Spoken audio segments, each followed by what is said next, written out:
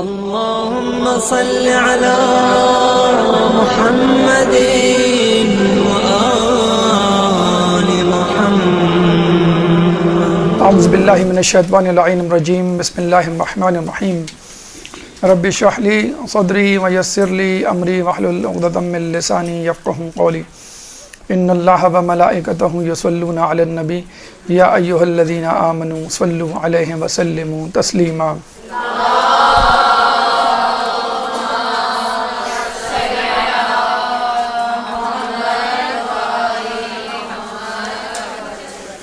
Najaf Ashraf کی زیارات کے حوالے سے ہماری گفتگو کا سلسلہ جاری ہے، اور اب تک کی گفتگو میں ہم نے حرم امیر المومنین حضرت علی ابن ابی طالب علیہ السلام اللہم صلی علی محمد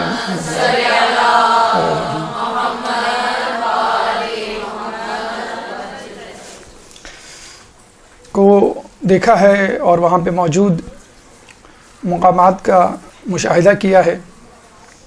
اور اب ہم حرم کو مکمل کرنے کے بعد حرم سے باہر جا رہے ہیں. اور حرم سے جب ہم باہر جاتے ہیں یا کسی بھی زیارت کے اسپاٹ پہ یا ہوٹل میں اسٹے کے بعد کہیں جاتے ہیں، تو وہ زیارات دو قسم کی ہوتی ہیں، ایک پیدل زیارات اور ایک بائی روڈ زیارات. تو پیدل زیارات یعنی نجف کے اندر اندر آپ جتنا گھوم سکتے ہیں اپنی ٹانگوں کو استعمال کرتے ہوئے، تو وہ زیارات آج ہمیں انشاءاللہ طے کرنی ہیں. اور ویسے تو جو اس فوٹوگراف میں، اس پکچر میں آپ کو نظر آ رہی ہیں، وہ تقریباً 14 مقامات ہیں، لیکن ہم ان 14 سے زیادہ انشاءاللہ مقامات کی سیر کریں گے، ان کی زیارات کریں گے، اور ان کی لوکیشن یعنی وہ کہاں کہاں موجود ہیں یہ بھی دیکھیں گے، اس کے پیچھے پس منظر کیا ہے، تاریخی شواہد، واقعات، اور ہمارے لیے کیا مثالیں، عبرتیں ہیں. حرم مطہرہ امیر المومنین سب سے پہلے، اور یہ ہم کر چکے. اس کے بعد مقام امام زین العابدین علیہ السلام نمبر 2. نمبر 3 صافی صفا یمانی. نمبر 4 حود و صالح علیہ السلام کی قبر مبارک، لیکن یہ ہم نہیں کریں گے آج، کیونکہ ہم اس کو وادی اسلام میں کور کریں گے، جو انشاءاللہ اگلی نشست میں ہوگا. تو حرم مطہر امیر المومنین نہیں کریں گے ہم، کیونکہ ہم کر چکے، اور حود و صالح ہم نہیں کریں گے، کیونکہ ہم نیکسٹ ٹائم اس کو وادی اسلام میں شامل کر کے ان کی زیارات سے متعلق گفتگو کریں گے. نمبر 5 مسجد شیخ طوسی. نمبر 6 مرقد صاحب جواہر. نمبر 7 مرقد کاشف الغطاء. نمبر 9 مسجد ہندی و کتب خانہ آیت اللہ سید محسن الحکیم اور ان کی مرقد. پھر کتب خانہ امیر المومنین و مرقد علامہ حسین امینی. نمبر 11 بیت امام خمینی. نمبر 12 مرقد و مدرسہ آیت اللہ عبداللہ سبزواری. نمبر 13 مسجد شیخ انصاری. اور نمبر 14 کتب خانہ امام حسن علیہ السلام. تو یہ 14 اسپاٹس آپ کے سامنے ہیں. 14 میں سے ہم 12 کریں گے، 2 کیوں نہیں کریں گے اس کی وجہ ہم نے بتلا دی. لیکن اس کے باوجود اس سے ہٹ کر بھی، یعنی ان 14 یا 12 سے ہٹ کے بھی انشاءاللہ ہم زیارت کریں گے. جیسے بیت آیت اللہ سستانی اس میں ہے، لیکن جو 4 مراجع میں سے 3 جو ہیں، جیسے سعید الحکیم ہیں اور اسحاق فیاض ہیں، بشیر نچوی ہیں، انشاءاللہ ان کے بارے میں ہم گفتگو کریں گے. اسی طرح دیگر چند اور زیارات بھی اس میں ہم شامل کریں گے. لیکن چونکہ یہ فوٹوگراف ہے، اور فوٹوگراف میں بائی نمبرز ان کی نشاندہی ہے، اور اس کی وجہ بھی ہے کہ جو میپ ہے، لوکیشن میپ، اس میں اسی طرح کے نمبر ڈلے ہوئے ہیں. تو آپ مثلاً یہ 14 آپ کے پاس زیارات ہیں، تو ان زیارات کے لیے آپ کو کہاں جانا ہے؟ ٹھیک ہے، قافلے آپ والے آپ کو لے کے جائیں گے، بہت اچھی بات ہے، ان کے ڈسپوزل پہ آپ ان کے پیچھے پیچھے چلتے رہیں. لیکن بعض اوقات یہ ہوتا ہے کہ آدمی اکیلے جا رہا ہوتا ہے تو وہ کر لے گا. بعض اوقات قافلے والے بھول جاتے ہیں یا نہیں کروانا چاہتے، تو آپ ان کو یاد دلا سکتے ہیں، نشاندہی کر سکتے ہیں. بعض اوقات یہ بھی ہوتا ہے کہ آپ ان کے ساتھ جاتے تو ہیں، کسی وجہ سے کسی دن دیر سے اٹھے یا کسی وجہ سے اس دن نہ جا سکے، مثلا طبیعت کی ناسازی کی وجہ سے وادی اسلام نہیں جا سکے آپ. اب لوگ بڑے پریشان ہوتے ہیں، وادی اسلام نہیں گئے، ہماری تو زیارت چھٹ گئی. اب وہ بیچارے 5 دن نجف اشرف میں رہتے ہوئے وادی اسلام خود سے نہیں جاتے ہوئے، ڈرتے ہوئے.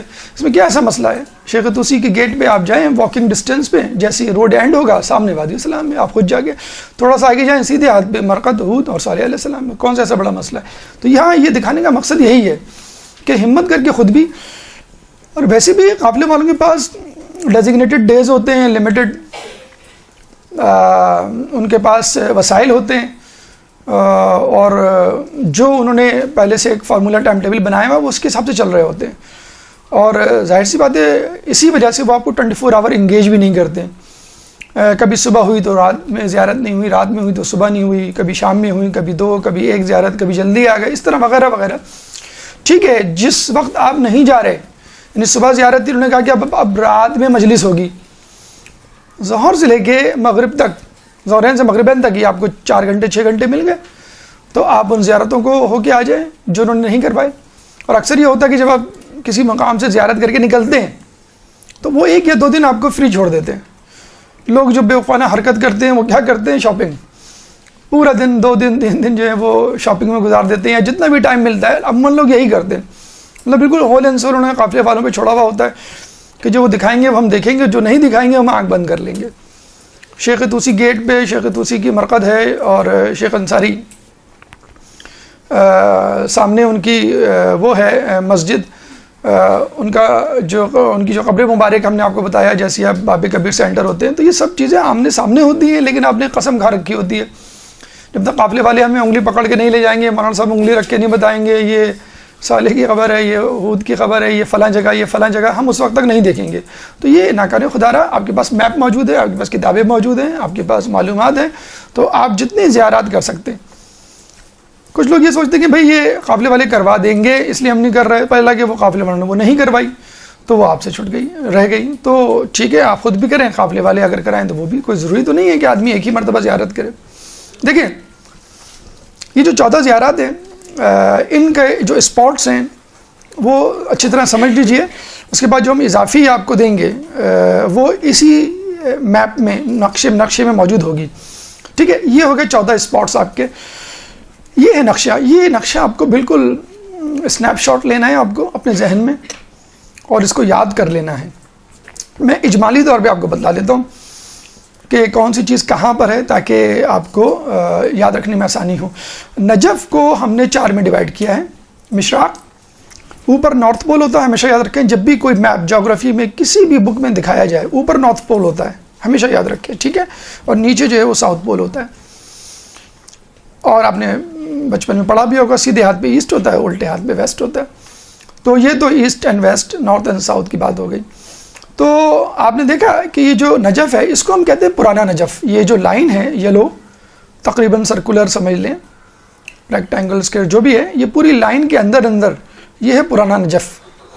اور اس کے بعد جو بھی نجف ہے وہ ہے نیا نجف یا آؤٹ سائڈ نجف. تو وادی اسلام جو ہے وہ نجف کے اندر نہیں، نجف کے باہر ہے. ٹھیک ہے، نجف میں 4 محلے ہیں. مشراق نارتھ پول کی طرف سیدھے ہاتھ پر.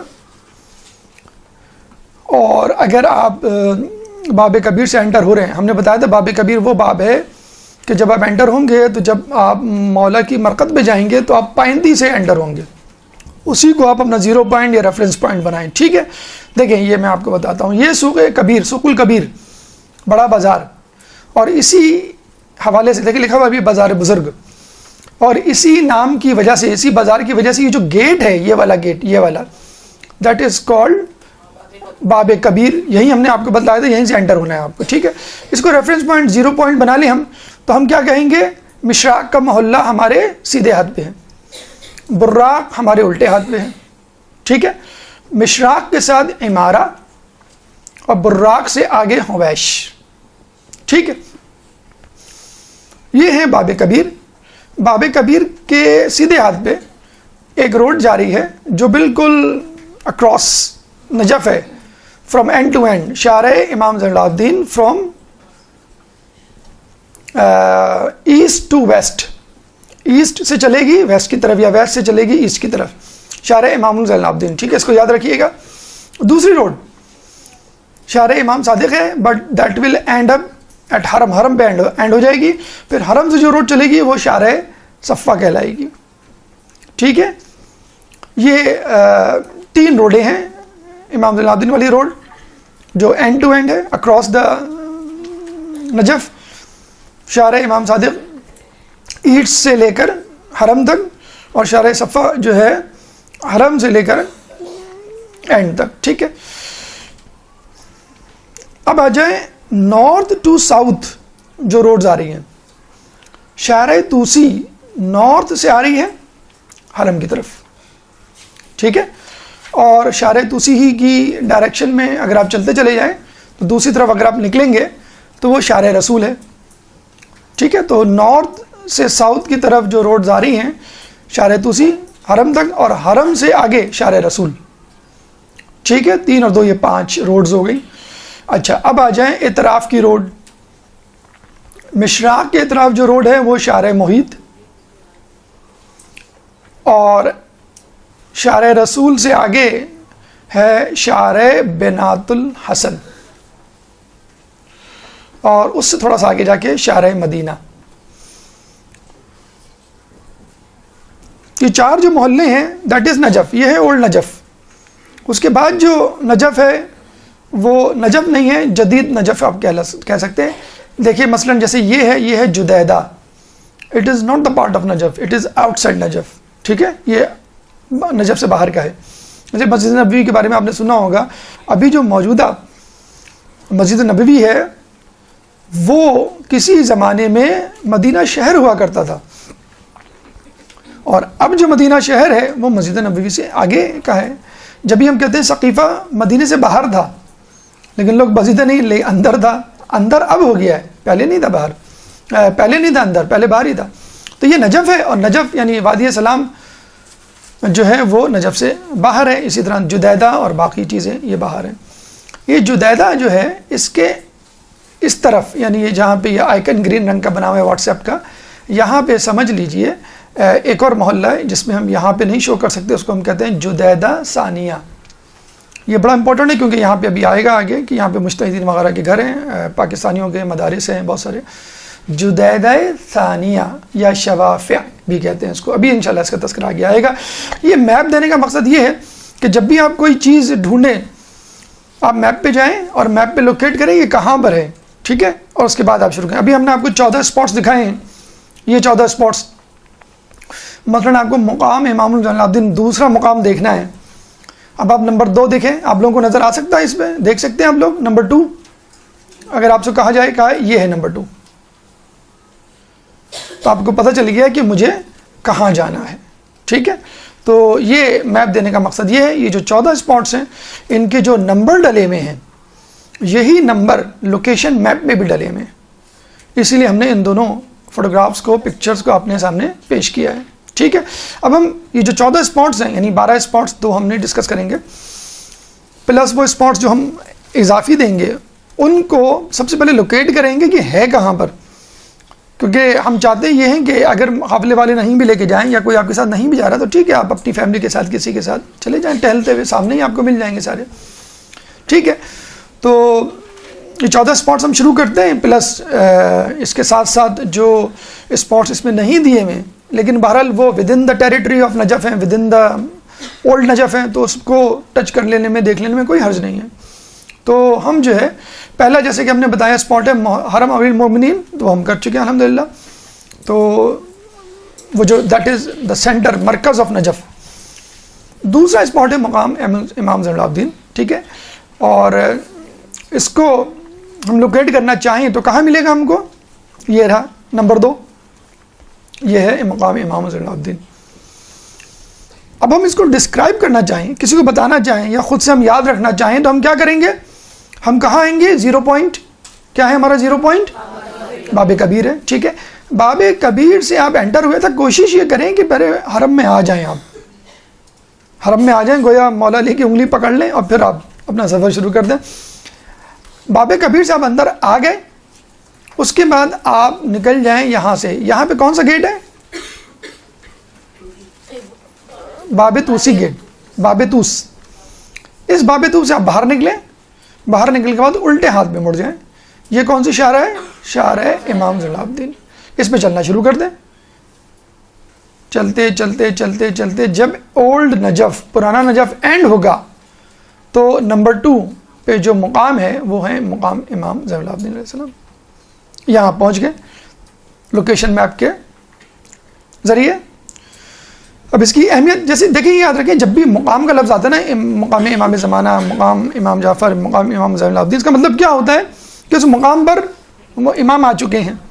اب آگے کوئی واقعہ پیش آیا ہو, آ کے قیام کیا ہو, آگے 2 رکعت نماز پڑھی, انف, ہمارے لیے بہت انف ہے. امام کے قدم مبارک وہاں پہنچ گئے, بس یہ مقام بن گیا.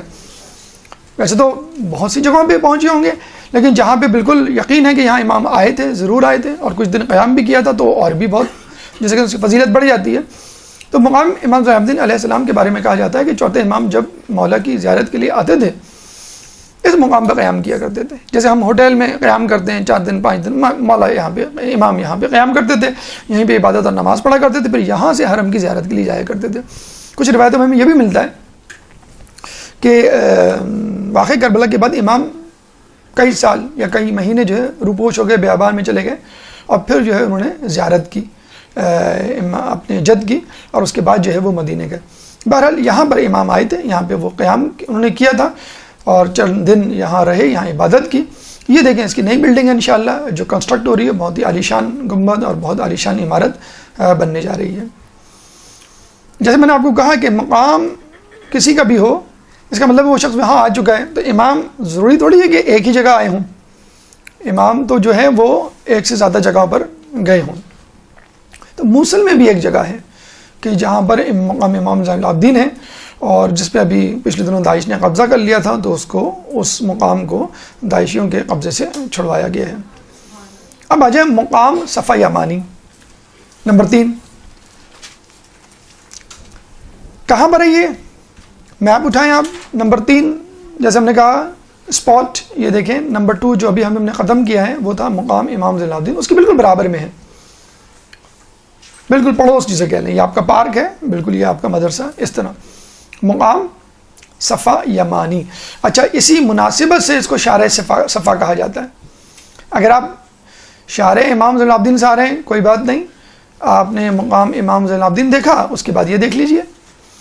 ہو سکتا ہے آپ کا ہوٹل ہو ہی شارع صفا پہ, یہاں پہ کافی ہوٹل ہیں, ہمارا ہوٹل بھی یہیں تھا, شارع صفا ہی پہ ہوٹل ہو, تو آپ یہیں سے آ جائیں, کوئی بات نہیں. پہلے صفا یمانی دیکھ لیں اور پھر مقام امام زین العابدین دیکھ لیں, ٹھیک ہے. تو یہ دونوں مقام آس پاس ہیں. اس کی پہچان یہی ہے کہ یہاں ایک بڑی سی روڈ ہے جس پہ بڑی بڑی گاڑیاں کھڑی ہوتی ہیں, جو آپ کو کوفہ اور وادی السلام تو نہیں, کوفہ اور مسجد سہلہ اور دیگر جگہوں پہ لے کے جاتی ہیں. تو یہ دونوں اسپاٹس یہاں پر ہیں. تو مقام صفا یمانی کے بارے میں جو خصوصیت ہے, جو نسبت ہے, جو تاریخی پس منظر ہے, وہ یہ کہ مولا ایک دفعہ نجف کا باہر ہی کہا جائے گا اس کو, نجف کے باہر آئے اور یہاں پر قیام کیا. تو انہوں نے دیکھا کہ ایک قافلہ آ رہا ہے, اونٹوں پر ایک میت جنازہ رکھا ہوا ہے. مولانا نے پوچھا کہ بھئی کس کا جنازہ ہے اور تم لوگ کون ہو, کہاں سے آئے؟ تو انہوں نے کہا کہ ہم یمن سے آئے ہیں. تو یہ میرے والد کا جنازہ ہے, اس میں سے ایک شخص نے کہا. تو مولانا نے کہا کہ کیا یمن میں جگہ نہیں ہے دفنانے کی, جو اتنی دور یمن سے یہاں لے کر آئے, اس زمانے میں قافلے میں کسی کو لے کر آنا, کسی میت کو. انہوں نے کہا کہ یہ میرے والد ہیں, اور انہوں نے کہا تھا کہ مجھے ایسی جگہ دفنانا کہ جہاں پہ ایک ایسا شخص رہتا ہے کہ جس کی شفاعت عرب کے 2 بڑے قبیلوں ربیعہ اور مضر کے لوگوں کی شفاعت کے برابر ہے, یعنی اتنے لوگوں کو وہ بخشوا سکتا ہے. تو مولانا نے کہا کہ کیا تم اس شخص کو جانتے ہو؟ انہوں نے کہا نہیں, ہم اس شخص کو نہیں جانتے. تو مولانا نے 3 مرتبہ کہا خدا کی قسم میں ہی وہی شخص ہوں, خدا کی قسم میں ہی وہی شخص ہوں, خدا کی قسم میں ہی وہی شخص ہوں.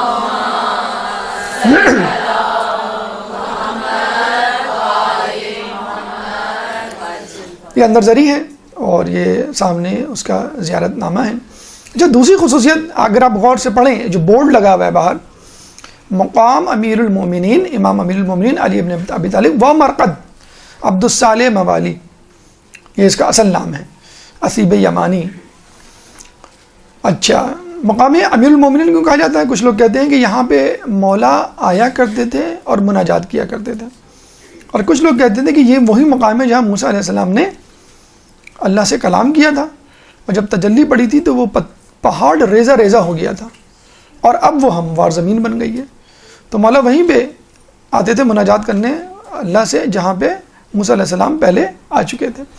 تو مقام امیر المومنین بھی ہے اور مقام صفا یمانی بھی ہے۔ نمبر 5،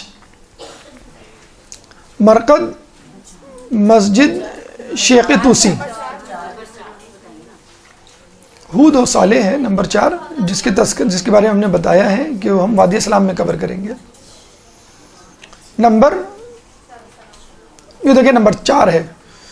آپ لوگ چاہیں گے کہ یہاں سے ہم اتنی دور چلے جائیں پھر واپس آئیں؟ نہیں چاہیں گے نا، تو جو قریب قریب کی زیارتیں پیدل زیارت وہ ہم کر رہے ہیں۔ تو نمبر 4 آپ بعد میں کر لیے گا۔ نمبر 5 کہاں ہے؟ نمبر 5 یہ رہا نمبر 5۔ اچھا، یہ نمبر جو 5 ہے زیارت کا اسپاٹ، یہ ہے مسجد طوسی، اور بڑی مظلوم مسجد ہے یہ کس حوالے سے کہیں گے کہ شاید ہی کوئی زائر ہو جو اس مسجد کو نہ دیکھتا ہو۔ کیوں کہ جب اس مسجد پر جب ہم وادی اسلام جاتے ہیں تو آپ کو اس مسجد میں مسٹ آنا ہوتا ہے۔ اس گیٹ پہ کہا جاتا ہے کہ سب لوگ باب طوس پہ جمع ہو جائیں۔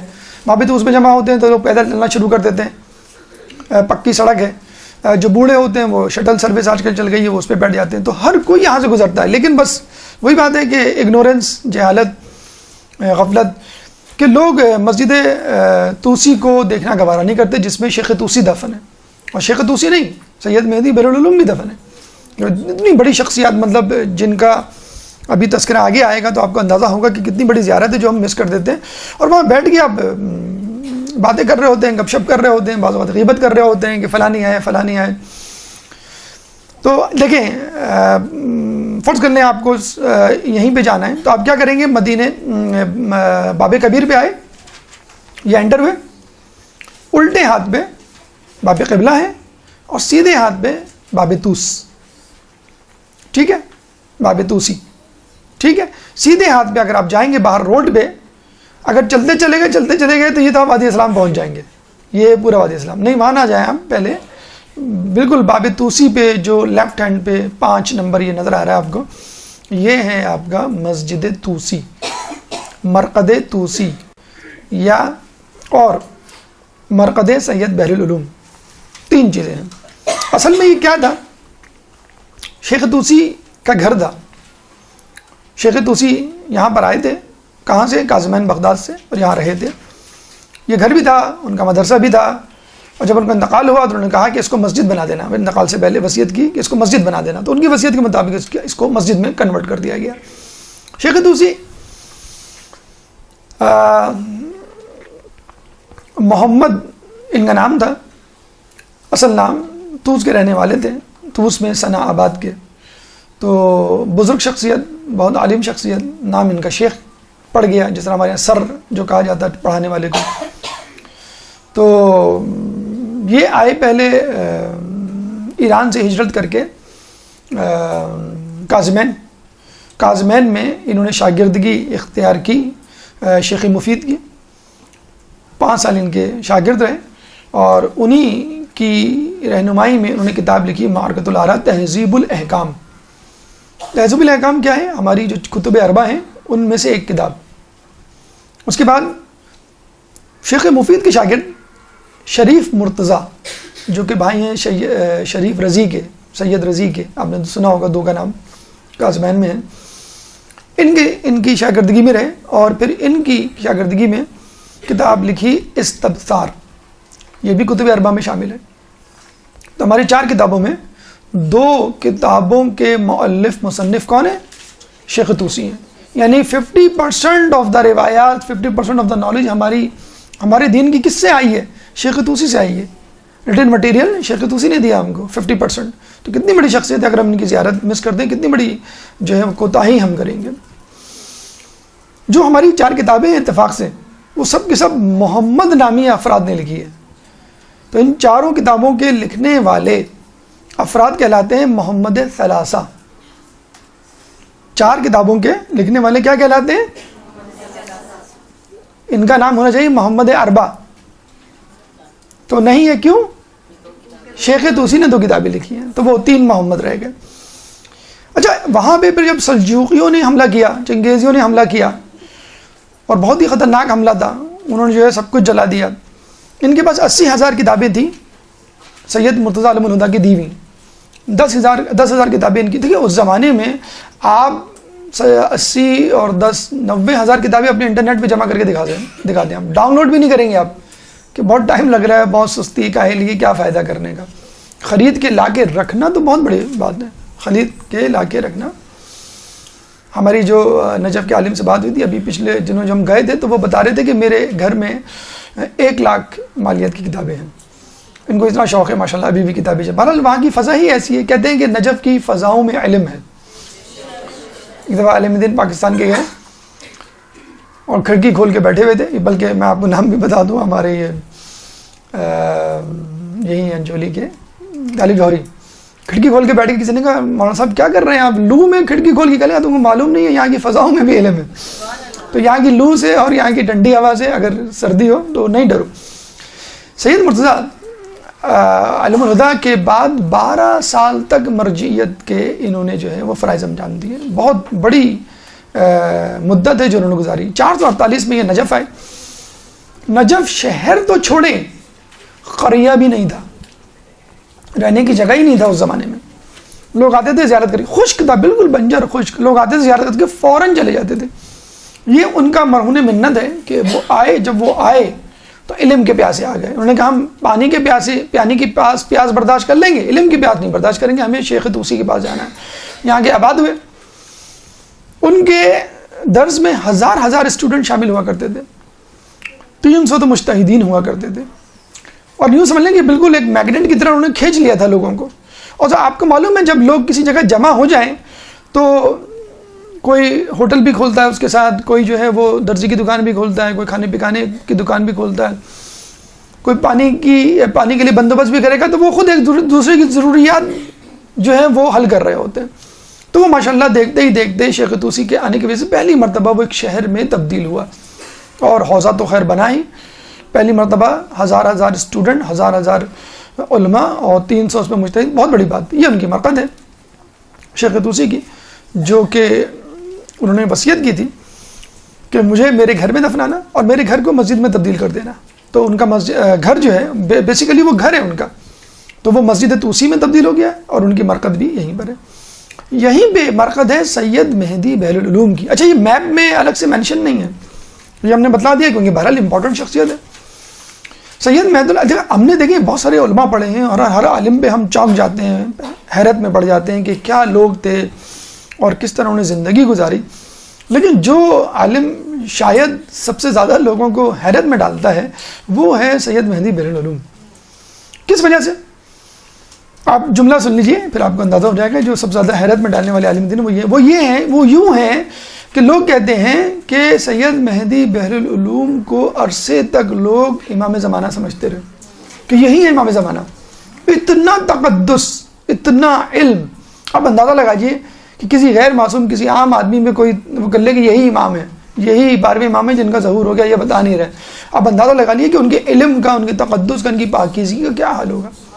اور یقین کریں کہ اوائل سے، بہت بعد میں نہیں، اپنے اسٹوڈنٹ لائف سے ان کو جو ہے وہ بحر العلوم کا جو ہے وہ لقب مل گیا تھا، اور اب تک ان کا خاندان وہاں آباد ہے، اور اب تک ان کے خاندان والے اپنے نام کے آگے بحر العلوم لگاتے ہیں۔ دیکھیں یہ ہوتی ہے انسان کی قابلیت، کہ اس کی قابلیت اس کا تعارف بن جائے، اور پھر اس کا نام اس کے خاندان والے، آنے والی نسلیں فخر سے لیں۔ مہدی بحر العلوم کہاں پر ہے؟ یہ تو ہم نے بتلا دیا کہ یہ جو 5 نمبر مسجد طوسی ہے، بس مسجد طوسی میں جو مرقد طوسی ہے اس کے ساتھ ہی ان کی بھی قبر مبارک ہے۔ ایک دفعہ جا رہے تھے اپنے اصحاب کے ساتھ، تو قافلہ دکھا، قافلہ جا رہا تھا، تو قافلے والوں کو روکا، ادھر آؤ، یہ کو بلایا، اس کے بارے میں حال احوال پوچھے، پھر اس کے افراد جو تھے اس کے حال احوال پوچھا، خاندان والوں کے حال، محلے والوں کے حال، شہر والوں کے حال۔ جب پوچھ کے آ گئے تو لوگوں نے کہا کہ یہ لوگ تو یمن کے ہیں، آپ تو یمن کبھی نہیں گئے، اور آپ ان کے محلے کے بارے میں ایسے پوچھ رہے جیسے آپ کافی عرصے وہاں رہے ہوں، بلکہ شاید وہیں سے آئے ہیں آپ یہاں پر۔ پیدا یہ کربلا میں ہوئے تھے، عراق میں. انہوں نے کہا کہ جب انہوں نے دیکھا کہ لوگ سوال پہ سوال کیے جا رہے ہیں، حیرانگی پہ حیران، انہوں نے خاموشی سے کہا کہ اگر میں کہوں کہ میں دنیا کے چپے چپے سے واقف ہوں تو یہ غلط نہ ہوگا. بتائیں، اتنا بڑا دعویٰ کہ میں دنیا کے چپے. اچھا، اس کا اب اس کا ثبوت بھی لے لیجئے. عراق میں جو اہم ترین زیارات ہیں ان کی دریافت، ان کا انکشاف کس نے کیا؟ سید مہدی بحر العلوم نے کیا. مسجد کوفہ کس نے دریافت کی کہ یہ مسجد کوفہ ہے؟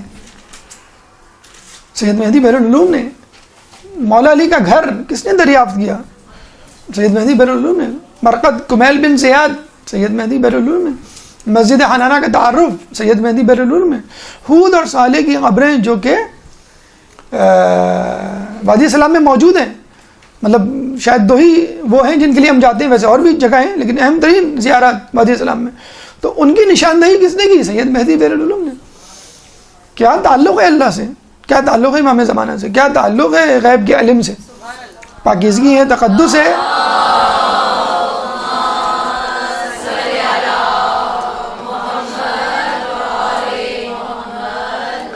تو یہ جو دریافتیں ہیں سید مہدی بحر العلوم ہی کی وساطت سے ہم تک پہنچی ہیں. اب آئیے مرقد صاحب جواہر محمد حسن نجفی، جو کہ استاد تھے شیخ مرزا انصاری. شیخ مرزا انصاری 3 نمبر میں ہم نے جو پڑھا تھا ان کو، باب کبیر کے بالکل الٹے ہاتھ پہ شروع میں ہی. تو کیا شخصیت تھی آپ کو معلوم، آپ کو بتلایا تھا. جب ان کا استاد ہو تو اس کی کیا شخصیت ہوگی.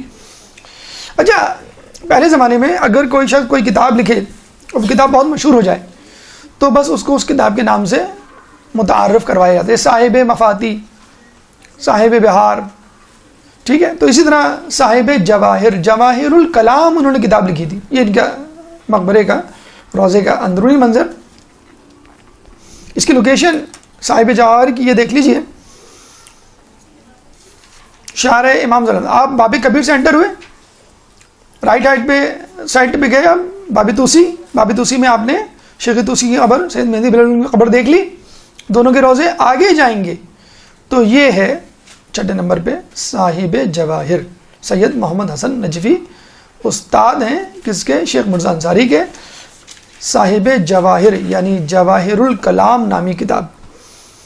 ان کے بارے میں کہا جاتا ہے کہ پہلی مرتبہ مرجعیت نے مرکزیت اختیار کی، یعنی یونانیمسلی، انڈاؤٹڈلی، بلا شبہ، بغیر کسی اختلاف کے اس زمانے میں یہ واحد مرجع ہوا کرتے تھے.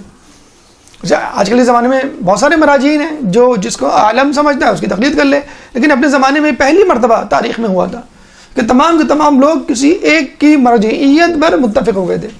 اور اگر ایسا ہو جائے تو بہت اچھی بات ہوتی ہے، وسائل ایک کے ہاتھ میں ہوتے ہیں اور ان کی ڈسٹریبیوشن آسان ہوتی ہے. لیکن یہ کہ بشرط یہ کہ وہ سب کے نزدیک عالم بھی ہو. تو شیخ محمد حسن نجفی کی ایک کمال جو ہے ان کا وہ یہ ہے کہ اپنے زمانے میں مرکزیت انہوں نے دی. مطلب مرکزیت کیا دی، وہ خود اتنے بڑے عالم تھے کہ لوگ کسی اور کو ان کے سامنے تقلید کے قابل سمجھتے ہیں. جواہر الکلام ان کی کتاب ہے جس کے بارے میں ان کے شاگرد شیخ مرزا انصاری فرماتے ہیں جواہر الکلام اور وسائل شیعہ، یہ 2 کتابیں پڑھے بغیر کوئی آدمی مجتہد بن ہی نہیں سکتا. شیخ مرزا انصاری کتنے بڑے عالم. تو یہ ان کی کتاب تھی. آج تو ماشاءاللہ کمپیوٹر کا ایج وہ ہے، ایک سیڈی میں یہ پوری کتاب موجود ہے، پوری ایک سیڈی میں. نور والوں کی سیڈیز ہیں، آپ کو میں نے بتلایا بھی تھا. نور والوں نے بہت ماشاءاللہ کام کر رہے ہیں. ایران کا جو پروگرام آفس ہے کمپیوٹرائز، کہ ایک ایک سیڈی میں ایک ایک عالم دین کے تمام کام، ان کے تمام تصانیف جو ہے انہوں نے ڈال دی ہیں. تو جواہر الکلام 42 جلدوں پر مشتمل کتاب ہے. اور آپ کو معلوم ہے کتنے سال لگائے تھے انہوں نے؟ 32 سال. 32 سال میں 42 جلدوں پر مشتمل فقط ایک کتاب، ایک کتاب ہی کہیں گے اس کا، فقہ کی ایک کتاب انہوں نے تشکیل دی. اور جواہر الکلام اس کا نام صاحب جواہر پڑ گیا. تو آپ دیکھ لیجئے ہمارے جو علماء ہیں پوری زندگی لگا دیا کرتے تھے. 32 سال، آدھی زندگی تقریباً لگا دی آپ نے ایک کتاب کو لکھنے میں. اچھا، لوگ ابھی انشاءاللہ آگے مزید تفصیل سے تذکرہ آئے گا کہ لوگ عموماً یہ سمجھتے ہیں جو علماء ہوتے ہیں، جو طلباء ہوتے ہیں، جو علم دین سے وابستہ ہوتے ہیں، ان کو کوئی کام نہیں آتا. خواتین کے لیے بھی کہا جاتا ہے جو خواتین مدرسے جاتی ہیں ان کو گھر کام کی کوئی وہ نہیں، ان کی اکثر رشتے ناتوں میں اس لیے پرابلم ہوتی ہے کہ یہ بس مدرسے کے چکر میں پڑی رہتی ہیں، کتابوں میں گھومی رہتی ہیں، ان کو ہوش ہی نہیں ہوتا گھر گرہستی کا، شوہر کا، نہ ماں باپ کا، بہن بھائیوں کا. تو اس طرح علماء کے لیے بھی کہا جاتا ہے کہ ان کو جو ہے بس اپنے زیارات کی، اپنے مجالس کی، اپنی عزاداری کی اور پڑھنے پڑھانے کی فکر رہتی ہے، گھر سے ان کو کوئی تعلق نہیں ہوتا. یا سوشل ایکٹیویٹیز تو ہوتی نہیں، جب گھر سے تعلق نہیں تو سوشل ایکٹیویٹیز کیا ہوں گی. تو یہ ہمارے علماء جو قدیم علماء تھے ان کا دیکھیں انداز آپ. نہ صرف یہ کہ علم دین پھیلاتے تھے، درس خارج دیتے تھے، کتابیں لکھا کرتے تھے، اس زمانے میں مسجد کوفہ جو ہے اس میں جو خدام حضرات ہیں ان کے کمرے اور ان کا رہائش کا بندوبست انہوں نے پہلی مرتبہ کروایا کہ یہ 24 آور یہاں پہ رہیں اور یہ مسجد کی حفاظت کریں. مسجد کوفہ میں مینار جو ہے اذان کا انہوں نے بنایا، مسجد سہلہ میں خدام کے کمرے انہوں نے بنائے. روزہ مسلم و ہانی بن عروہ جو بڑی عالیشان مقبرے اس وقت نظر آتے ہیں، اس زمانے میں بالکل سمجھ لیں نامعلوم تھے یا لوگوں کو معلوم ہی نہیں تھا اور بس لوگ جاتے تھے اور آ جاتے. تو یہ باقاعدہ دونوں روزوں کو تعمیر کرنا جو ہے وہ ان کا کام ہے. 7 نمبر پہ مرقد کاشف الغطاء. کہاں ہے یہ؟ دیکھیے کاشف الغطاء بیسیکلی استاد ہیں کس کے؟ محسن نجفی کے.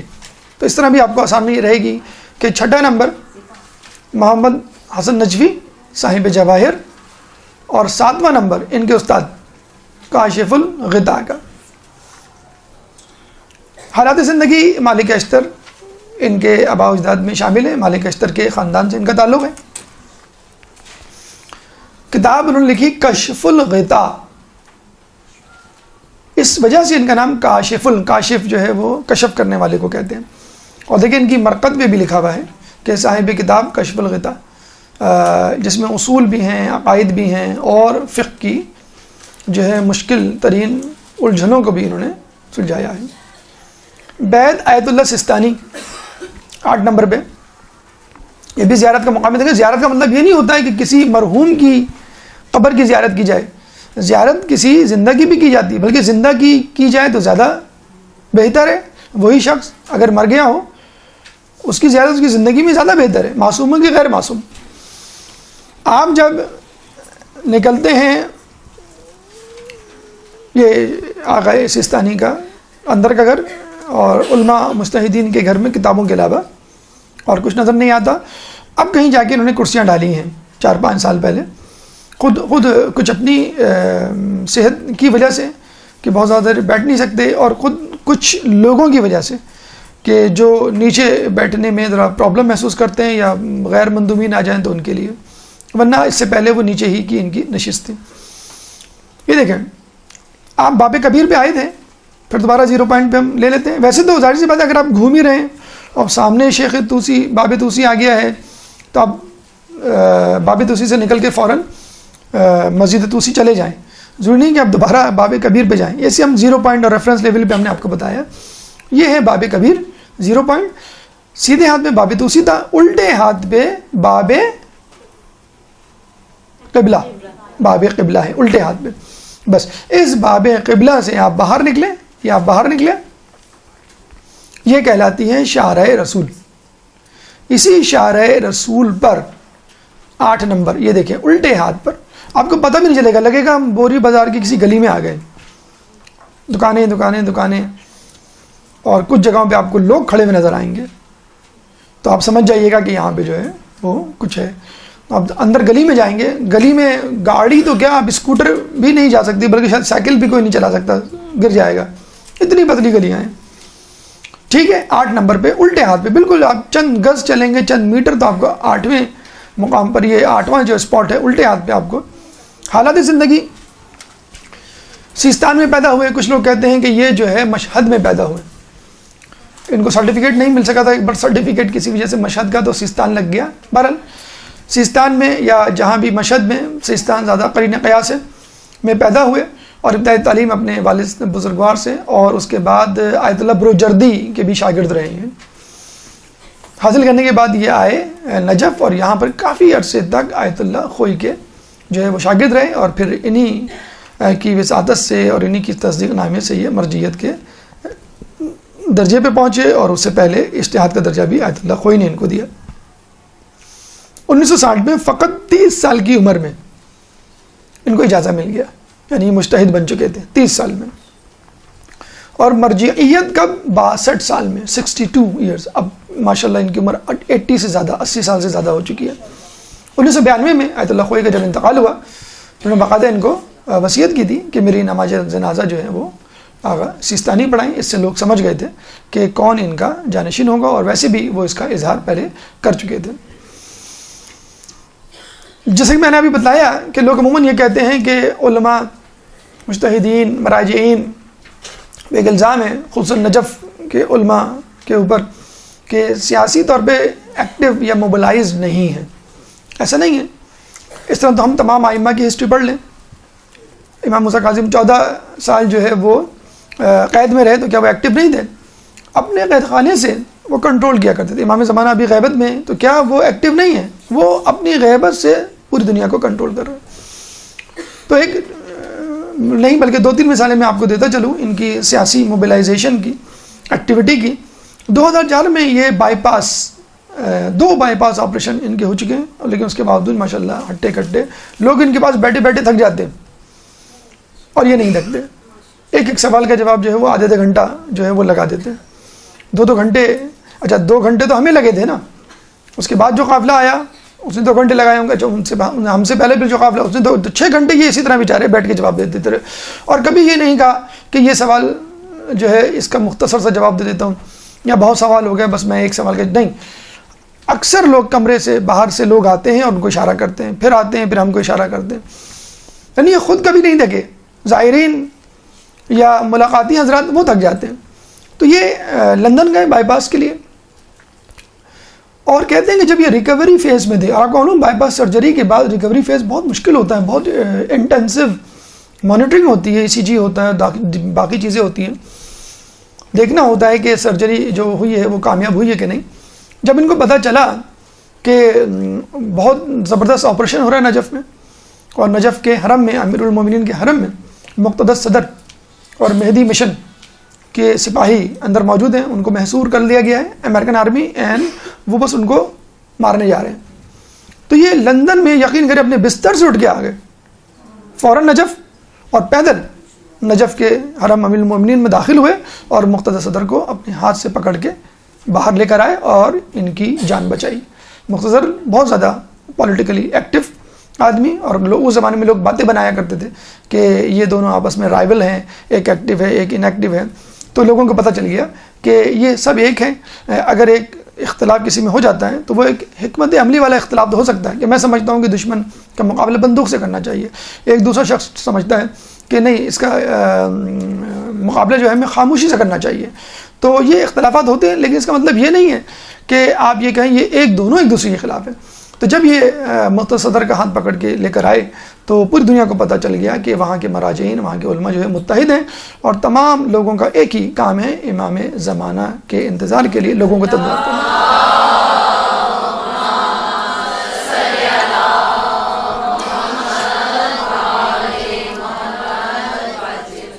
مزید سیاسی سرگرمی کے حوالے سے سن لیجئے، 2005 میں عراق میں الیکشن ہوئے۔ حالانکہ یہ چاہتے تو اپنے حجرے میں، اپنے گھر میں مقید محصور رہتے، اور اپنی علمی جو سرگرمی ہے اس میں جو ہے انہماک سے مصروف ہو جاتے کہ چلو مجھے موقع مل گیا۔ نہیں، الیکشن جب ہوئے 2005 کے تو انہوں نے باقاعدہ اعلان کیا کہ تمام عراقی جائیں اور الیکشن میں حصہ لیں۔ پہلی مرتبہ فیئر اینڈ جسے کہتے ہیں کہ رائٹ الیکشن ہونے جا رہے تھے۔ اس سے پہلے صدام کا دور تھا ڈکٹیٹرشپ کا، اس سے پہلے بھی کبھی ایسا نہیں ہوا کہ عراق کی عوام کو پہلی مرتبہ کھل کے اظہار خیال کا موقع ملا، اور آپ کو معلوم ہے مور دین 60% وہاں پہ شیعہ علی رہتے ہیں۔ ابھی ہماری ایک عراقی سے جو بات ہوئی تھی اس نے کہا تھا اب 80% ہو گئے، کیونکہ جو چلے گئے تھے عراقی مایوس ہو کے صدام کے دور میں واپس آ گئے، اور کچھ لوگ نے عراق چھوڑ دیا کہ اب ہمارے کام کا نہیں رہا۔ بہرحال 2005 میں اب آپ ان کا دیکھیے جملہ کیا تھا الیکشن میں لوگوں کو موبلائز کرنے کے لیے۔ اچھا، عرب معاشرے میں خواتین کو سیاسی کیا معاشرتی اور اجتماعی سرگرمیوں میں حصہ نہیں لینے دیا جاتا. حالانکہ رسول اللہ نے کبھی بھی اس کی جو ہے ممانعت نہیں کی. رسول اللہ بھی بیعت لیا کرتے تھے خواتین سے، کوئی ایسا مسئلہ نہیں تھا. انہوں نے باقاعدہ خواتین کو کہا کہ الیکشن میں کسی خاتون کا ووٹ ڈالنے جانا ایسا ہے جیسے بی بی زینب کا کربلا جانا. اتنے لوگ، اللہم صلی علی محمد،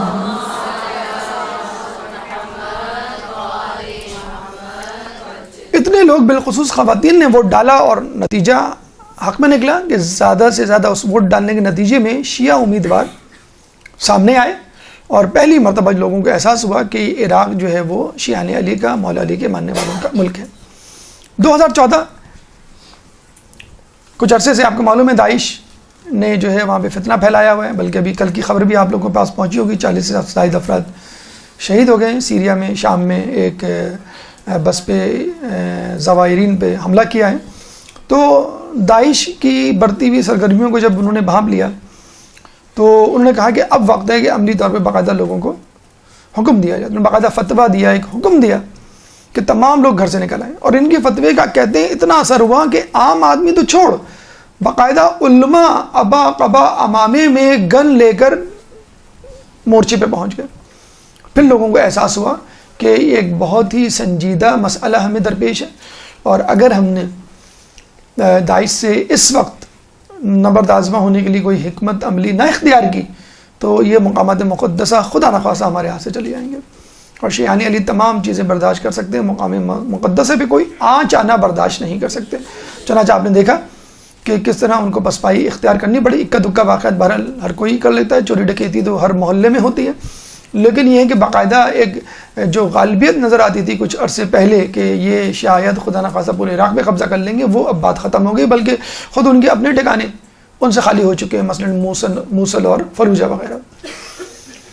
صرف یہی نہیں، ہمارے علماء، ہمارے مجتہدین، ہمارے مراجعین جدید ٹیکنالوجی اور جدید علوم سے بھی آراستہ و پیراستہ ہیں.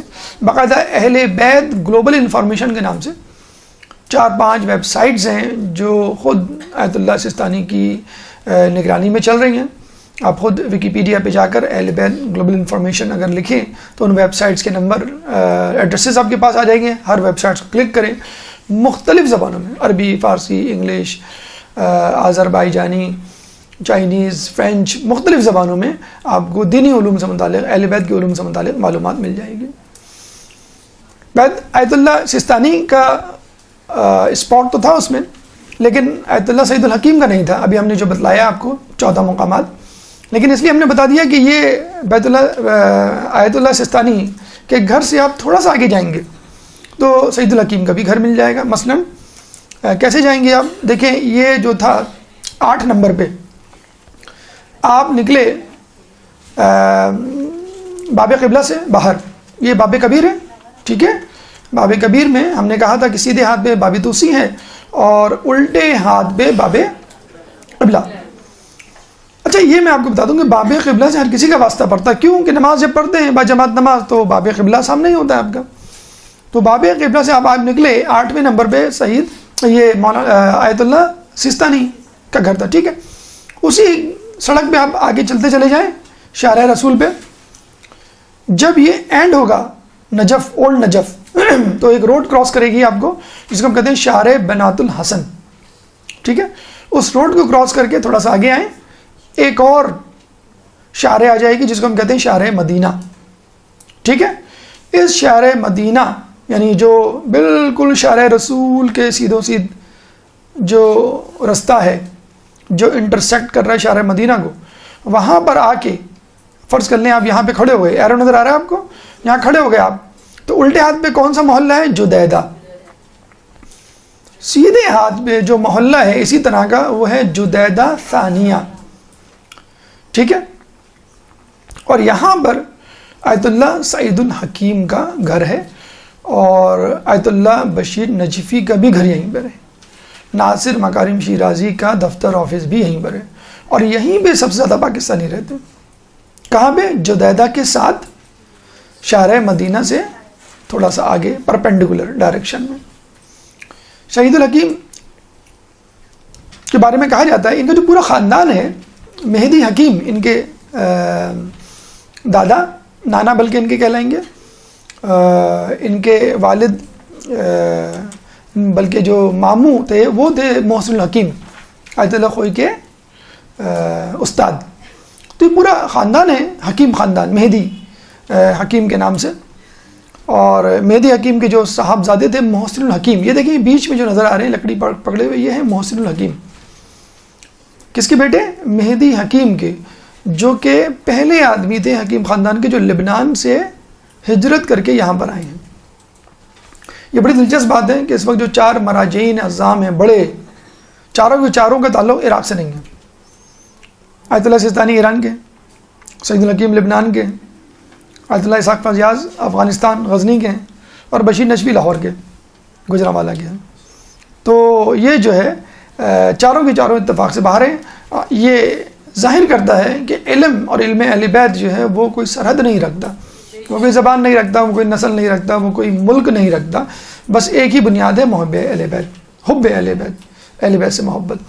تو یہ چاروں وہاں موجود ہیں، چاروں ہر دل عزیز ہیں، چاروں کو لوگ بہت چاہتے ہیں، اور کوئی بھی دل میں ان کے یہ شکوہ نہیں ہے. یہ چاروں افراد یا ان کے ماننے والے، ان کے جاننے والے، ان کے محب جو ہیں وہ باہر سے تعلق رکھتے ہیں.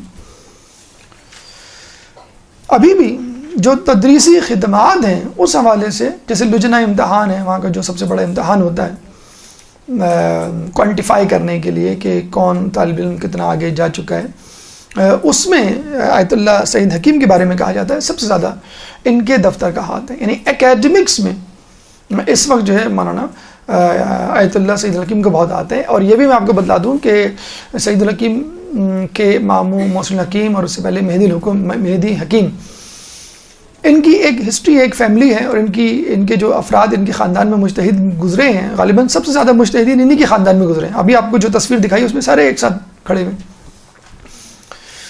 بہت زیادہ علمی خدمات ہیں ان کے خاندان کی، اور بہت زیادہ ہر دل عزیز ہیں. تو صدام حسین کو ہمیشہ ان کے خاندان سے خطرہ رہتا تھا کہ یہ لوگ ٹیک اوور نہ کر لیں، یہ لوگ مخالفت نہ کریں، یہ لوگ جو ہے ہمارے لیے رکاوٹ نہ بن جائیں. تو گاہے بگاہے ان کو اذیت دینا، قید میں ڈالنا، تکلیف دینا اس کا مشغلہ تھا. اور ایک عرصے تک صدام کی قید میں ان کا خاندان رہا. اور ایک وقت وہ بھی آیا کہ جب ان کے والد نے یہی کہا کہ بیٹا اگر کوئی ہماری نیکی قبول نہ بھی ہو جنت میں جانے کے لیے، تو یہ جو قید و بند میں ہم مصیبت گزار رہے ہیں یہ بہت ہے. اچھا آپ یہ دیکھ لیجئے، ہم جیسے لوگ ہوں، کوئی اور عام فرد ہو، تو اللہ سے دعا کرے گا میں کب باہر نکلوں، کب اپنی پڑھائی کا سلسلہ شروع کروں. آپ کو یہ سن کے حیرت ہوگی کہ انہوں نے جیل میں درس و تدریس شروع کر دی. باقاعدہ کلاسز ہوتی تھیں، درس دیے جاتے تھے، بالکل اسی طرح جس طرح گھر میں. یہ بھی ایک طریقہ ہے اپنے آپ کو مصیبتوں مشکلات سے ہٹانے کا، اپنی توجہ. لوگ کہتے ہیں نا بھائی لائٹ چلی گئی اس کو رو رہے ہوتے، بھوک لگ رہی ہے کھانا نہیں ملا ہے، یا گھر میں کوئی آ گیا مہمان. آپ اپنی پڑھائی میں بس مشغول رہے. مومن جو ہے یا طالب علم جو ہے وہ بس پڑھائی میں مشغول رہتا ہے. تو جو لوگ قید و بند میں رہ کے پڑھ سکتے ہیں، تو ہم لوگ لوڈ شیڈنگ میں نہیں پڑھ سکتے، بھوک پیاس میں نہیں پڑھ سکتے، مصروفیات میں نہیں پڑھ سکتے، دھوپ میں نہیں پڑھ سکتے. اچھا اب آ جائیں بیت آیت اللہ اسحاق فیاض. ان کا تعلق غزنی یعنی افغانستان سے اور ہزارہ خاندان. دیکھا جائے تو اوریجنلی ان کو پاکستانی ہم کہیں گے، کیونکہ ہزارہ فیملی جو پارا چنار میں رہتی ہے اس ہزارہ فیملی سے ان کا تعلق ہے. کہاں پر ہیں یہ؟ دیکھیے جدیدہ، ابھی ہم نے آپ کو بتلایا تھا کہ جدیدہ کے اپوزٹ میں جدیدہ ثانیہ شوافع، جس کا نام ہے ایک اور نام جدیدہ ثانیہ کا. اور یہ کیا ہے؟ بس یہیں پہ رہتے ہیں اسحاق فیاض. یعنی آپ یوں سمجھ لیجئے کہ شارع رسول سے آپ آگے بڑھے، شارع بنات الحسن کراس کی، شارع مدینہ کراس کی. اگر آپ کو اسحاق فیاض صاحب کے پاس جانا ہے الٹے ہاتھ پہ مڑ جائیں.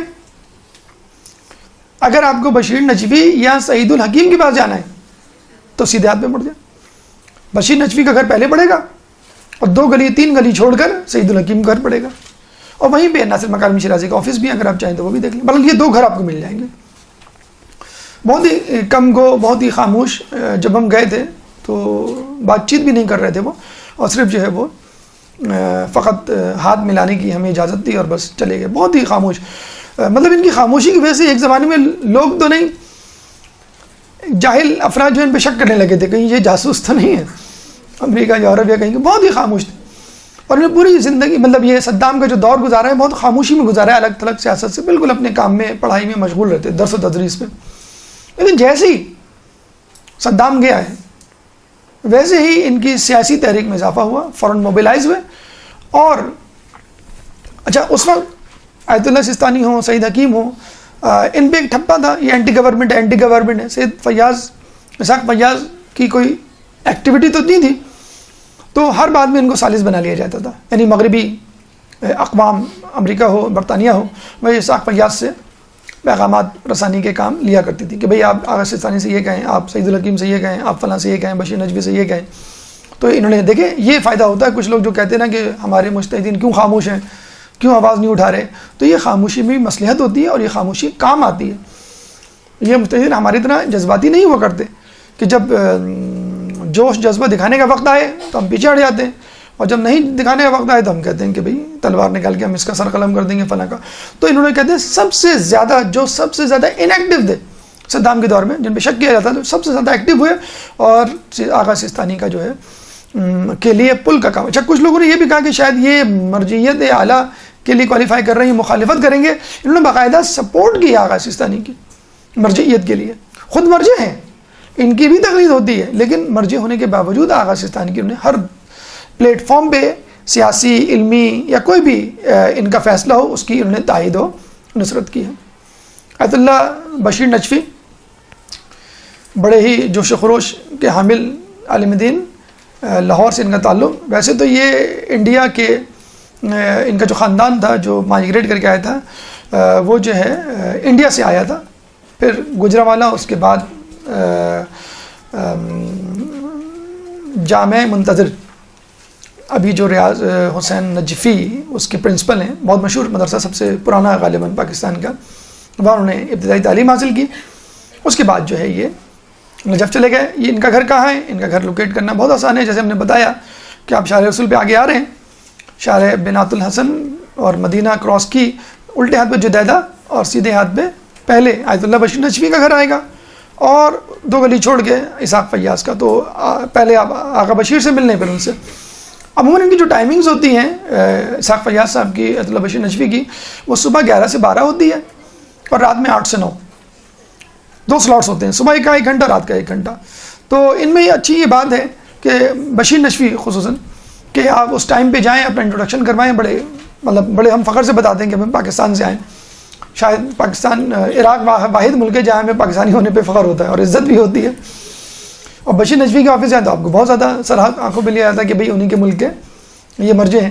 اسی طرح اسحاق فیاض، ہاں آیت اللہ سستانی سے ملنا ذرا مشکل ہوتا ہے، ظاہر سی بات ہے، مرجعیت عالم کی وجہ سے بہت زیادہ ایکٹیو ہیں، بہت زیادہ مصروف ہیں. لیکن بہرحال کسی نہ کسی طرح اگر آپ کوشش کریں کسی نہ کسی قافلے کے ساتھ، تو قافلے والے اگر چاہیں تو ان سے بھی آپ کی جو ہے وہ ملاقات ہو سکتی ہے. سعید الحکیم سے بھی آپ کی ملاقات ہو سکتی ہے.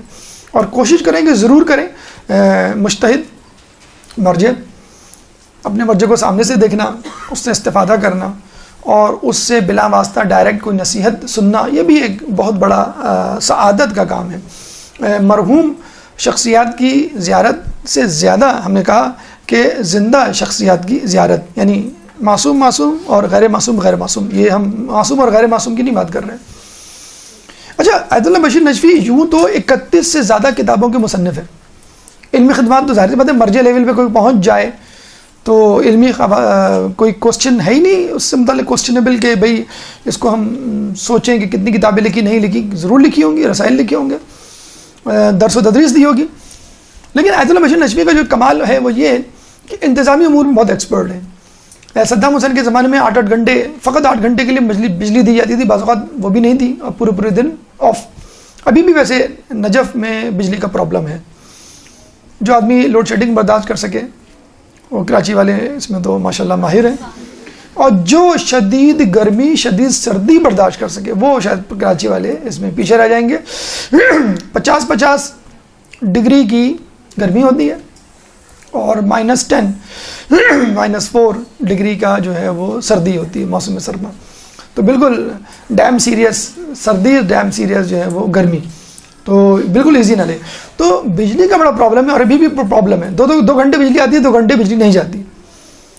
ایک صاحب سے ہم نے پوچھا کہ بھی کیا حل ہے، کہ اس کا حل یہ ہے کہ وہاں پہ آپ رہیں انشاءاللہ، کچھ عرصے بعد ہم نے کہا کچھ عرصے بعد مسئلہ حل ہو جائے گا، نہیں آپ عادی ہو جائیں گے، کیونکہ بہرحال کوشش تو پوری جاری ہے، لیکن مسئلہ یہ ہے کہ بجلی پوری ہو بھی جائے، لیکن جو زائرین آ رہے ہیں ایک دم سے، ہم نے بتایا وہ کروڑوں لاکھوں کی تعداد میں، اس وقت آپ کو معلوم ہے ابھی میری کل ہی نجف کے عالم دین سے بات ہوئی ہے، یہ میں محلے کے ایڈریسز ان سے پوچھ رہا تھا کل کہ سعید الحکیم کہاں رہتے ہیں، تھوڑی بڑی تفصیل سے مجھے بتایا کہ فلاں محلے میں یہ رہتے ہیں، فلاں محلے میں یہ رہتے ہیں، تو ہم نے کہا مجھے لکھ کے بھیجیں، مجھے بتانا ہے لوگوں کو تو زبان میں لڑکڑاہٹ نہ ہو۔ تو وہ یہ کہتے ہیں کہ نجف کا موسم جس کو راس آ جائے وہ وہاں رہ سکتا ہے۔ تو ہم نے ان سے پوچھا کہ کب آ رہے ہیں پاکستان کا، بالکل نہیں آ رہے، کیوں آئے ہیں پاکستان؟ نجف ماشاءاللہ بہترین، زندہ باد۔ تو انہوں نے کہا دعا کیجیے گا، کہ آپ بھی دعا کیجیے گا۔ میں نے کہا ہم تو آپ کے لیے قائد اعظم کے مزار پہ ہی جا کے دعا کر سکتے ہیں لیکن اس میں کوئی برائی نہیں ہے، بہرحال شیعہ مومن تو تھا۔ بہرحال تو بجلی کے حوالے سے ان کے بڑے کام ہیں، جنریٹرز کی فراہمی، طلباء کے لیے بجلی کا ان انٹرپٹڈ مسئلہ کسی حد تک جو ہے وہ حل کرنا، یہ آیت اللہ نجفی نے اس معاملے میں بہت کام کیا۔ یہ باب قبلہ ہم نے جو بتلایا تھا آپ کو، کہاں پہ؟ یہ جو باب کبیر ہے الٹے ہاتھ پہ، ٹھیک ہے، یہ ہے باب قبلہ۔ اس سے آگے جو زمین ہے یہ بشیر نجوی صاحب نے خرید لی ہے، کس لیے؟ ایک ہسپتال بنانے کے لیے جس کا نام ہے امام علی ہسپتال، اور نجف کالونی۔ نجف کالونی میں 1000 سے زیادہ رہائشی گھر ہوں گے طلباء طالبات کے لیے فری، اور یہی ہاسپٹل انہی زائرین کو اور ان طلباء طالبات کو فری جو ہے وہ علاج معالجے کی سہولت دے گا۔ تو فی الحال ابھی پلاٹ لیا ہے، اس پہ کنسٹرکشن ہونا باقی ہے، دعا کریں اللہ تعالیٰ ان کے پروگرام کو جو ہے وہ پایہ تکمیل تک پہنچائے۔ ان کے انتظامی امور میں مہارت کو دیکھتے ہوئے آیت اللہ خوئی نے ایک دفعہ جب یہ علیل پڑھے تو اپنے مدرسے کا سارا انتظامی نظام ان کے حوالے کر دیا تھا کہ بھئی میں نے آپ کے انتظامی امور دیکھے نجف کے حوالے سے، ماشاءاللہ بہت پسند ہے، آپ میرے مدرسے کا انتظامی نظام سنبھالیں۔ تو ماشاءاللہ بڑی فعال شخصیت نجف میں، اور سب کے ساتھ تمام مراجعین آپ نے خود اندازہ لگا لیا وہ کس طرح ایک دوسرے کے ساتھ مل جل کے رہ رہے ہیں۔ یہاں تو ہم سر پہ ڈبل کر رہے ہیں، یہاں تو ہم نے گروپ بنائے ہوئے ہیں، ہم نے گروہ تشکیل دیے ہوئے ہیں، ہم فلاں عالم کے تم فلاں عالم کے، ہم فلاں مجتہد ہم فلاں کی تقلید تم فلاں کی تقلید، یہاں پہ ہم لڑ رہے ہیں، وہاں پہ مراجعین جو ہیں وہ شیر و شکر ہو کے بیٹھے ہوئے ہیں۔ مسجد ہندی، حاجی خان محمد ہندی انڈیا کا رہنے والا، اس نے وہاں جا کے اس مسجد ہندی کو تعمیر کیا، لیکن مسجد کے ساتھ ساتھ جو اس کی خوبی ہے وہ ہے یہاں پر مرقد اور کتاب خانہ محسن الحکیم ہے۔ محسن الحکیم کون؟ آیت اللہ خوئی کے استاد مہدی حکیم کے بیٹے صاحبزادے، مہدی خاندان جو ہے پورا، تو ان کی مرقد بھی ہے اور ایک بہت بڑا کتاب خانہ بھی ہے۔ یہ دیکھیے یہ کہاں نظر آئے گا آپ کو، بہت آسان ہے اس کو لوکیٹ کرنا۔ آپ گئے تھے آیت اللہ سیستانی کے گھر الٹے ہاتھ پہ، یہ سیدھے ہاتھ پر ہے، یہ ہے مرقد بھی ہے، کتاب خانہ بھی ہے اور مسجد بھی ہے۔ محسن الحکیم جو ہے وہ یہاں پر دفن ہے۔ جسے میں نے بتایا کہ مہدی حکیم ان کے والد تھے، 1298 میں یہ نجف آئے، ان کے بیٹے محسن الحکیم جو ہے مرجع عالم بنے، اور اتنے بڑے مرجع عالم بنے کہ آیت اللہ خوئی جیسے شخص کے استاد، ان کے انتقال کے بعد آپ کو معلوم ہے آیت اللہ خوئی سمیت 14 مراجعین سامنے آئے ہیں۔ تو آپ اندازہ لگا سکتے ہیں کہ آیت اللہ محسن الحکیم کا جو ہے وہ مرتبہ مقام کیا ہوگا۔ یہ جو سعید الحکیم اس وقت مراجع اربع میں شامل ہیں، یہ ان کے بھانجے ہیں۔ موجودہ سعید الحکیم جو چوتھے مرجع ہیں، 1 of the 4، وہ محسن الحکیم کے بھانجے ہیں، اور ان تمام لوگوں نے سعید الحکیم سمیت قید و بند کی جو ہے وہ صعوبتیں برداشت کی ہیں۔ نمبر 10، اس کے ساتھ بھی بہت زیادہ ہم سمجھتے ہیں کہ زیادتی کی جاتی ہے مرقد علامہ امینی کے۔ جب آپ باب قبلہ سے، یہ دیکھیں، جب آپ باب قبلہ سے نکلیں گے تو بالکل آپ کے سامنے 10 نمبر، یہ دیکھیں، یہ ہے باب قبلہ، باب کبیر کے الٹے ہاتھ۔ جب آپ باہر نکلیں گے، اکثر آپ نے دیکھا ہوگا ہم باہر نکل کے انتظار کر رہے ہوتے ہیں کسی کا، جیسے ہی آپ باہر نکلیں گے تو سامنے اوپر جو سب سے پہلے جس پہ نظر پڑے گی، یہ 10 نمبر یا 11 نمبر، 12، 13 نمبر، یہ چاروں چیزیں جو ہیں ایک بازار فرسٹ فلور پہ ہیں۔ اس بازار کا نام ہے سوق الحویش۔ سوق بازار کو کہتے ہیں، ہم کہتے ہیں نا سوقیانہ پن کا مظاہرہ نہ کرو، یعنی بازاری پن کا مظاہرہ نہ کرو، سوقیانی زبان نہ استعمال کرو. سوق الحویش یا محلہ حویش، محلے کا نام حویش ہے اور بازار کا نام سوق الحویش. تو یہ فرسٹ فلور پہ ہے، اور اسی لیے بالکل واضح طور پہ جیسے آپ نکلیں گے سامنے بالکل اس طرح کی بلو ٹائلز سے مزین بلڈنگ آپ کو نظر آئے گی. ہمیشہ لوگ اس کے ساتھ غفلت برتتے ہیں اور اس پہ ظلم کرتے ہیں. یہاں نہیں جاتے، شاید اس لیے نہیں جاتے کہ یہاں پہ کتابوں کی دکانیں ہی دکانیں ہیں کہ جائیں گے تو کتابیں لینی پڑ جائیں گی. اردو بازار ہے، بالکل اس طرح کی شکل ہے اس کی. لیکن علامہ امینی وہاں دفن ہے، صاحب غدیر. بیت خمینی 12 سال جو رہے نجف میں، وہاں ہیں. شیخ مرزا انصاری کی مسجد جو انہوں نے بنائی تھی وہ وہاں پہ دفن ہے. تو اتنی بڑی شخصیات جو ہیں وہ یہاں پر دفن ہیں. یہ دیکھیں، یہ وہ لائبریری ہے کہ جو علامہ امینی نے خود اپنے ہاتھوں سے تعمیر کی، خود کتابیں جمع کی. اور اس زمانے میں کتابیں اتنی سستی نہیں ہوا کرتی تھیں اور آسانی سے دستیاب بھی نہیں ہوا کرتی تھی. اگر آپ صاحب استطاعت ہو تو ہر کتاب آپ کو نہیں مل سکتی. یہ ان کی قبر مبارک کا جو وہ ہے احاطہ، اس کے اندر کی تصویر. ایرانی حضرات جو ہیں یہاں پہ مجلس پڑھ رہے ہیں. یہ ہم داد دیں گے ایرانیوں کو کہ جب آپ کہیں پہ بھی جاتے ہیں کسی زیارت گمنام یا غیر معروف زیارت پہ جس میں آپ کو آپ کے قافلے والے نہیں لے کے جاتے، تو بڑے خوش ہوتے ہیں میں نے کشمیر فتح کر لیا. جب سامنے آتے ہیں تو پتہ لگے ایرانی پہلے سے بیٹھے ہوئے.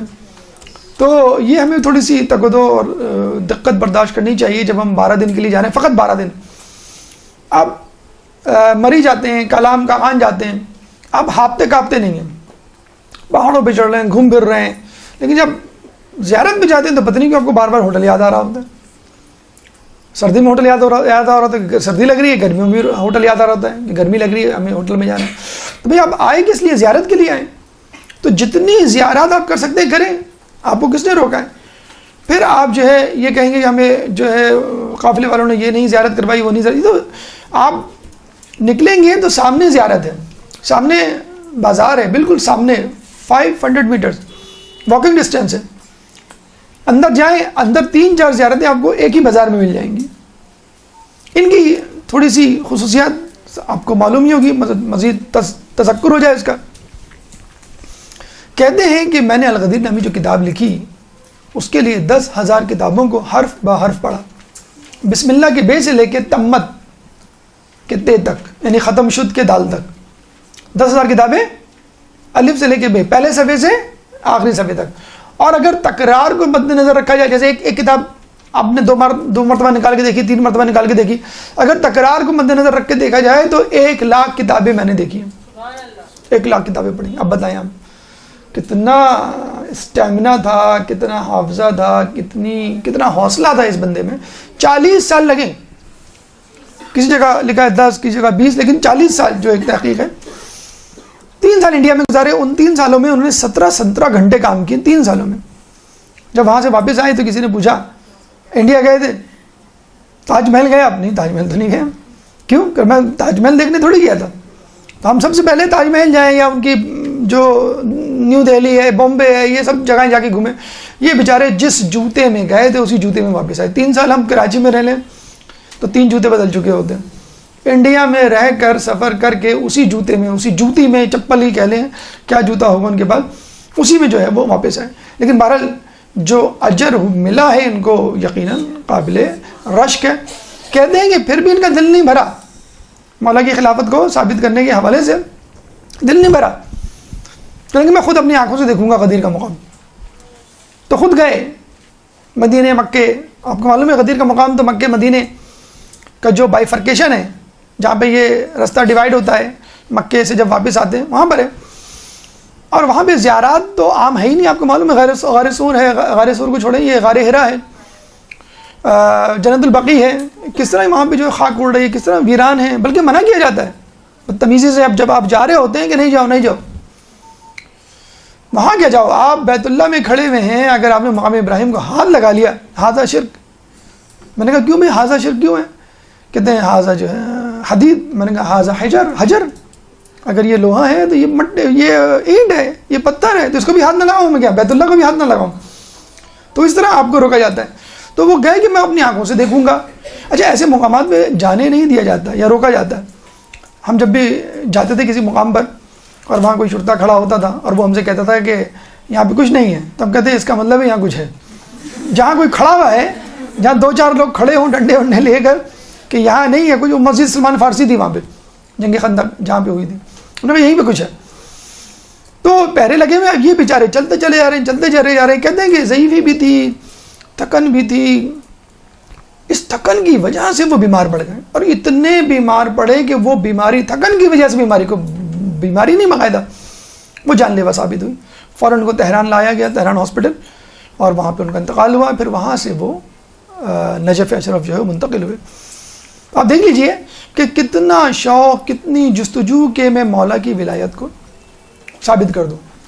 کہتے ہیں کہ جب ان کا انتقال ہوا تو ان کے ایک دوست، ایک عالم دین ان کے بیٹے کے پاس آئے اور کہنے لگے کہ میں نے تمہارے والد کو اپنے خواب میں دیکھا ہے، اور دیکھا ہے کہ مولا جو ہے وہ حوض کوثر پہ لوگوں کو سیراب کر رہے ہیں، اور جب تمہارے والد آئے تو مولا نے پیالہ زمین پہ رکھ دیا اور آستینیں اوپر چڑھائیں اور اپنے ہاتھوں سے سیراب کیا. اور کیا دیکھیں دعا کیا دی، بیض اللہ وجہک کما بیضت وجہی، کہ اللہ تمہارے چہرے کو اس طرح منور کرے جس طرح تم نے میرے چہرے کو منور کیا. اللہم صلی اللہ.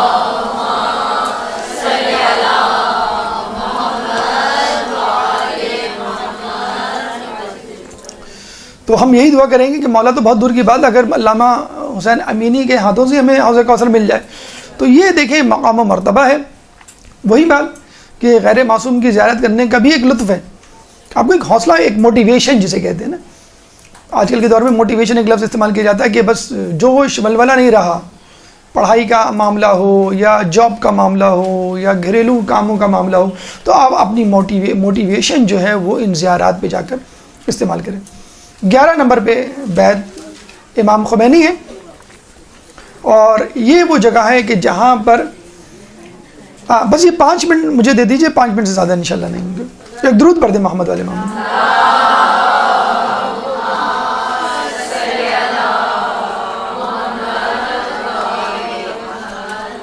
بیت امام خمینی یہ دیکھیں، جیسے ہم نے بتایا تھا یہ جو ہے محلہ حویش میں ہے، سوق الحویش جو بازار ہے.